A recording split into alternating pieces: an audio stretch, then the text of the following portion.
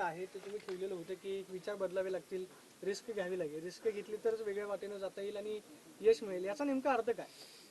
आता रिस्क तर घेतली आहे, वेगळी वाट तर मी 12 तारखेलाच निवडलेली आहे आणि मला वाटतं मी विकासाच्या मार्गावरती चालणारा कार्यकर्ता आहे.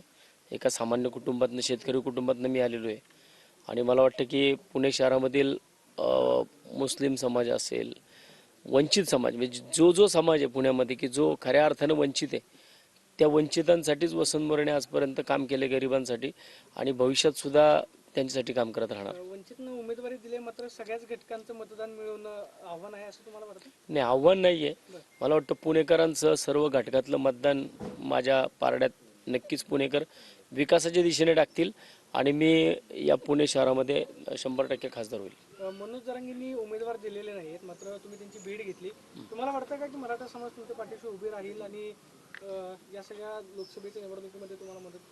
नाही, मला वाटतं नाही की मला खात्री आहे की सकल मराठा समाज ज्यावेळेस आदरणीय मनोज जरांगे पाटील ज्यावेळेस उपोषणाला बसले होते, मोर्चे काढले होते, त्या प्रत्येक उपोषणामध्ये, मोर्चामध्ये वसंत मोरे सहभागी झालेले आहे, सकल मराठा समाजाने पाहिलेलं आहे.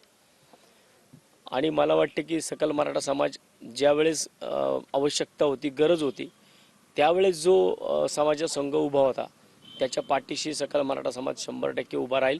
आणि दादांनी सांगितलेलंच आहे की ज्यांनी आरक्षणाला विरोध केला, ज्यांनी आपल्याला न्याय दिला नाही, त्यांच्या विरोधात मतदान करा.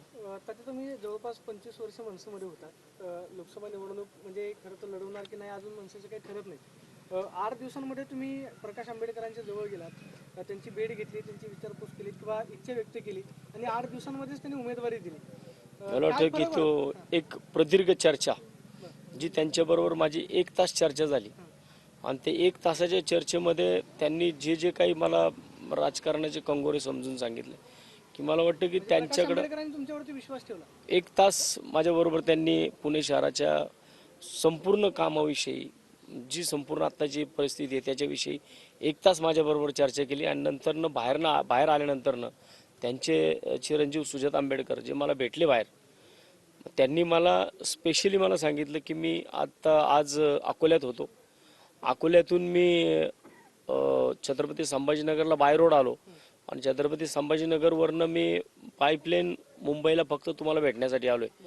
आणि सुजात आंबेडकरांनी जे पुढचे वाक्य माझ्यासाठी काढली ती माझ्या 15 वर्षाच्या कामाचा गौरव करणारी होती. ते मला बोलले की तात्या, मी पुणेकर आहे, माझी पुण्यामध्ये 2 मतं आहेत आणि मी खरंच स्वतःला भाग्यवान समजेल की मला तुमच्यासारख्या चांगल्या माणसाला मला 2 मतं देता येतील. मी त्यावेळेसच आंबेडकर साहेबांना, सुजात आंबेडकरांना बोललो की साहेब, तुमची ती 2 मतं नाही आहेत, आंबेडकरांचं 1 मत 1 लाख मताच्या बरोबर आहे आणि ती 2 लाख मतं आज माझ्या पाठीशी आहेत.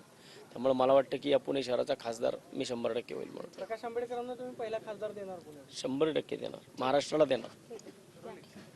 आपल्याबरोबर वसंत मोरे आहेत. गेल्या अनेक दिवसांपासून चर्चा.